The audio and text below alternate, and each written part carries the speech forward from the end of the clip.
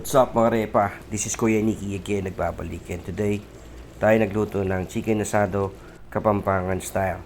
So in 90 seconds, ibabagi ko ang pagluto nito.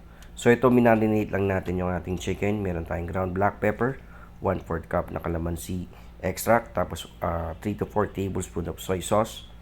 Tapos meron tayo ditong tomato sauce, yung pinakamaliit na pakete, tapos diniktik na bawang, tapos yung portion ng ating sibuyas, ating itong ihahaluin, tapos i-marinate natin for an hour, 2 to 4 hours. Then meron din tayo ditong patatas, ating itong ipa-pan fry until mag-light golden brown siya, then set aside natin.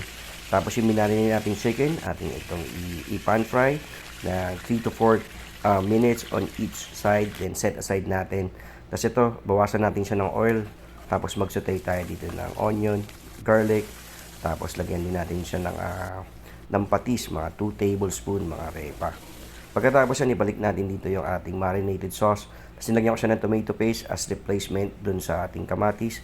Tapos red bell pepper, ibalik lang natin dito yung ating chicken. Tapos isimmer natin to siguro ng mga 20 minutes. Nag-add ako ng 1 cup of water, 1 tablespoon of brown sugar, a teaspoon of rock salt, then ground black pepper, then ilagay natin yung ating patatas. At ayan, tapos na ang ating pagluto ng chicken asadong Kapampangan version.